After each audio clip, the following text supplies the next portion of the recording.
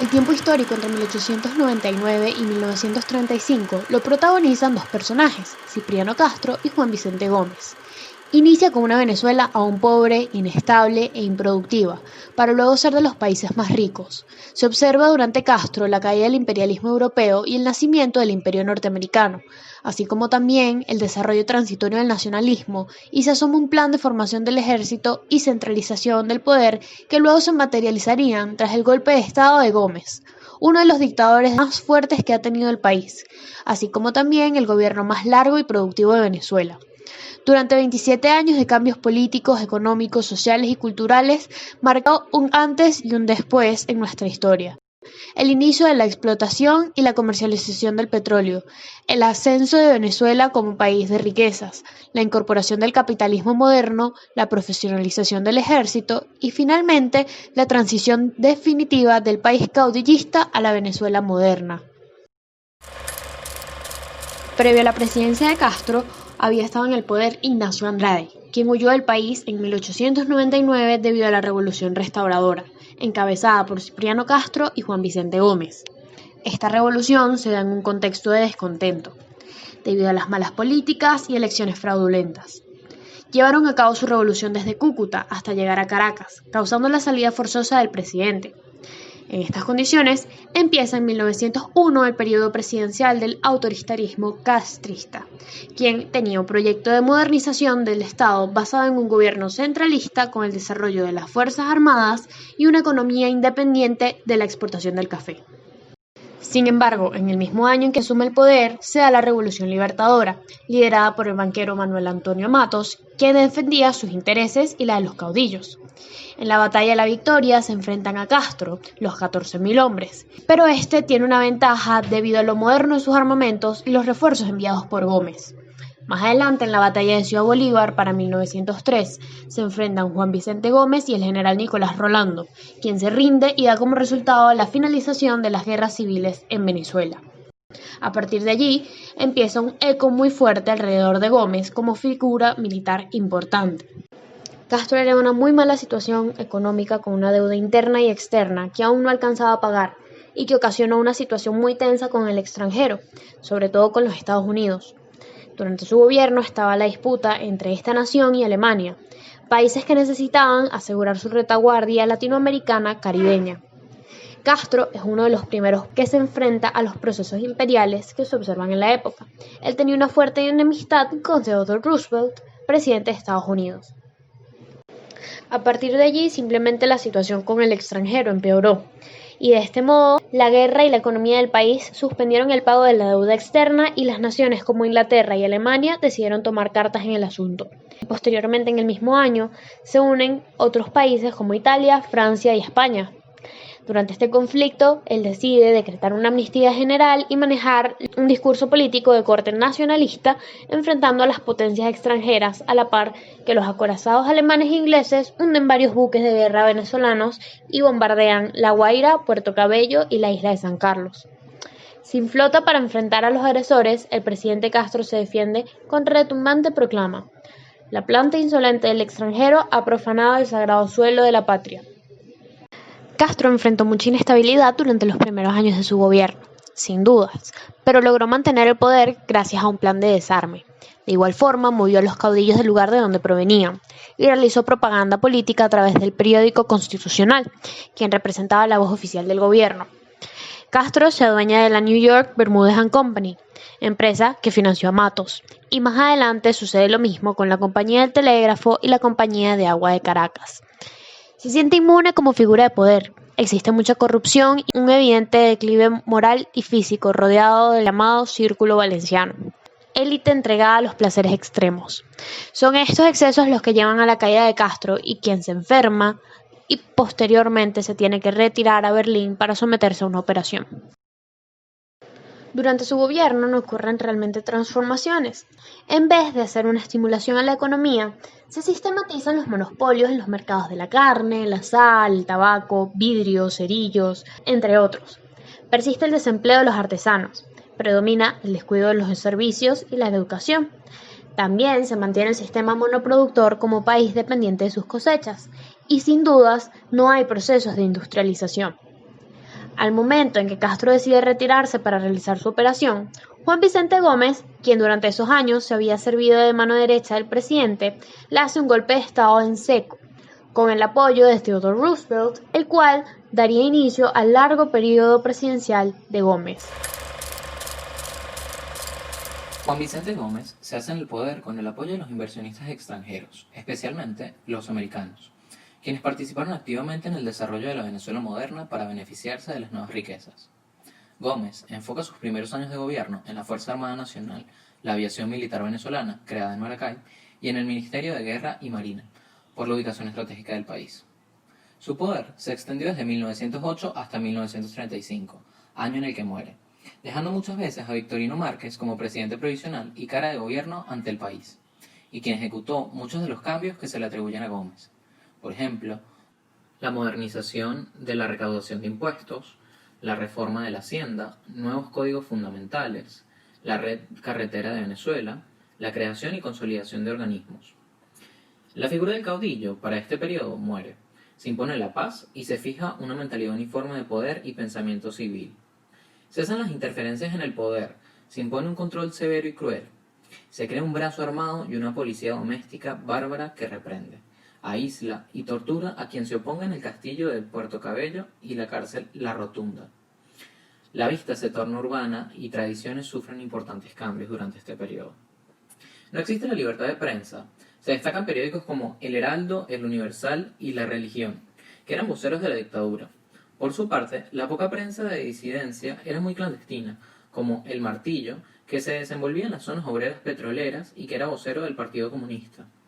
No había partidos políticos, y los pocos que sobrevivían eran figurillas que no tenían potestad y dependían de las órdenes de Gómez. Otro factor muy importante es que finalizando la primera década de 1900, empieza la carrera por parte de las compañías extranjeras por descubrir petróleo en el país. Ya en 1878 se había empezado a extraer en Táchira este recurso, pero apenas eran 40 galones diarios.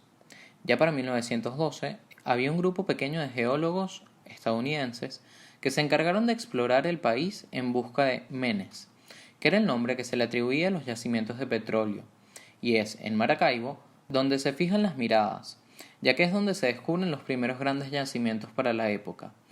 Menegrande es el nombre que recibió la zona.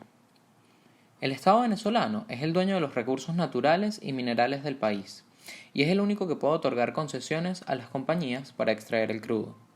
Juan Vicente Gómez se encarga de convertir el petróleo en el principal producto de exportación, desplazando al café y al cacao. Para 1917, Venezuela construye su primera refinería, ya que para el momento ya no solo era importante extraerlo, sino refinarlo y comerciarlo. La prensa de la época reseña todo lo relacionado con la producción petrolera y las consecuencias que traen para el país. Nuevos puestos de trabajo, desarrollo de carreteras y vías de comunicación y nuevos hábitos de consumo. En 1920, Gumersindo Torres, ministro de Fomento, advierte al presidente y al Estado que se pudieran obtener mayores recursos y ganancias, pero existe un problema. Nadie conocía las leyes del petróleo ni de su explotación. Es por eso que el mismo año se decreta la primera ley de petróleo del país, a la cual las compañías responden agrupándose y exigiendo mejores condiciones. Ya cuando las compañías petroleras estaban más establecidas, se crearon campamentos para los trabajadores extranjeros. Estos campamentos eran pequeños pueblos con casas lujosas y clubes con todas las comodidades para los mismos. Esto ocasionó mucho recelo por parte de los trabajadores venezolanos y causó un distanciamiento entre los extranjeros y los nacionales, que desembocará en un paro petrolero en los años futuros.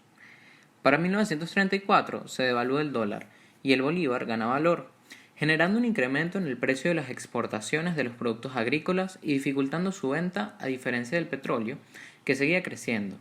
Ya para el momento, el país cuenta con un aproximado de 1.000 pozos.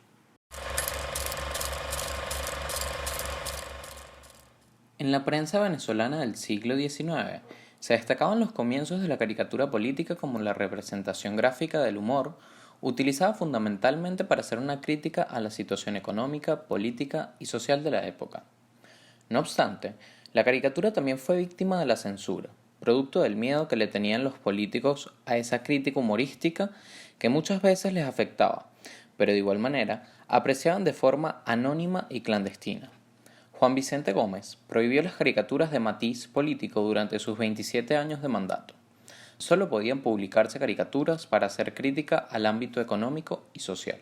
A inicios del siglo XX, la prensa escrita crítica es escasa, ya que predomina la prensa oficial, la censura, el terror y la represión, que son los que al final llevan a la rotunda a los principales caricaturistas y periodistas venezolanos, como a todos los opositores al régimen. Sin embargo, destaca un periódico dirigido por el escritor Leoncio Martínez Martínez, quien se arriesga a publicar caricaturas en su semanario Fantoches, fundado en 1923. Entre otros tópicos, el principal es el petrolero. Con ingenio y habilidad a través de personajes grotescos, Leoncio Martínez muestra la Venezuela de principios del siglo XX, marcada por profundos contrastes. No solo produjo caricaturas, sino que introduce un nuevo elemento en el periodismo gráfico venezolano: las tiras cómicas. Los personajes centrales son un muñeco de madera llamado Pinocho y su inseparable perrito Petit Pois. Adaptando el muñeco italiano de madera y nariz larga, recrea las desventuras de cualquier venezolano con una ternura e ingenuidad muy especial. El país vive el tercer periodo de la dictadura de Juan Vicente Gómez. La capital se deslumbra con un novedoso avance, la radio, la cual nace bajo el sistema de amplitud modulada y cuya característica principal sigue siendo alcanzar grandes distancias. La estación Aire, Broadcasting Central de Caracas, construida por la poderosa firma americana Western, tiene alcance de 2.000 millas y la planta fue instalada en el sector del Nuevo Circo de Caracas. La salida al aire de la primera emisora es todo un acontecimiento citadino. El diario El Universal reseña el acontecimiento y abre las puertas a la radiodifusión venezolana, el 23 de mayo de 1926, fecha en la que Roberto Scholz y Alfredo Müller obtienen el permiso oficial que les concede las transmisiones y venta de los receptores. Ambos conjugan esfuerzos para hacer posible este sueño en una época caracterizada por la censura y el riesgo que representa divulgar temas y noticias, por el peligro de que éstas rocen con los intereses de la dictadura. Su programación era simple. Por la mañana se leen noticias publicadas en el Nuevo Diario y se transmite música de pianola y de discos. Por la noche, la banda dirigida por Carlos Bonet, una orquesta criolla bajo la dirección del maestro Pedro Elías Gutiérrez, algún paso de comedia de los hermanos Quintero, charlas humorísticas con Rafael Guinant, arias de óperas interpretadas por cantantes venezolanos y actuaciones de guitarristas o de algún recitador. Aunque nace en un contexto político complejo y su programación es considerada deficiente, lo cual la llevó a ser clausurada en 1928, Aire representa el primer paso que permite abrir el camino a otras estaciones de radio que surgen posteriormente. La radio ya comienza a popularizarse. En Caracas, prácticamente todas las casas cuentan con un aparato de radio. Para 1930 se reanudan las luchas contra el régimen del general Juan Vicente Gómez, que por tantos años no vieron luz. La palabra democracia empieza a retumbar en los oídos de los venezolanos. Nace en Venezuela otra nueva estación de radio, la Broadcasting Caracas. Esta era una iniciativa privada de William Phelps, Edgar Anzola y Ricardo Espina, y tenían unas bases más firmes y aspiraciones más concretas. La inauguración se efectúa el 11 de diciembre de 1930, y todo está listo para su debut. Las orquestas, los locutores, los cantantes, los técnicos y hasta la propaganda comercial, que es mesurada, discreta y dirigida en un lenguaje bien cuidado, marcando la pauta de las futuras emisoras que se instalan en el país. Los periódicos publicaban la programación de las emisoras y poco a poco todos los venezolanos tuvieron su radio en casa. Esta emisora mantiene su continuidad desde 1930, ya que nunca ha tenido interrupciones y siempre ha pertenecido a los mismos propietarios. Desde 1937 se denomina Radio Caracas Radio. En los últimos años de la presidencia de Gómez destaca un personaje, Gonzalo Veloz Mancera, uno de los hombres que más luchó y defendió el medio radial. A partir de entonces, la radio pasaría a ser un medio de comunicación crucial para los venezolanos, siendo el canal de difusión de información más importante y progresivamente de ideas y opiniones en pro de la libertad de expresión. Los principios del siglo XX sin duda marcaron la historia de Venezuela, destacando, entre muchos cambios en distintos ámbitos, el desarrollo de los medios de comunicación. A pesar de ser una época compleja, con un contexto político cruel y una libertad de expresión casi nula, la comunicación veraz y oportuna encontró su camino, y su prólogo es este periodo histórico.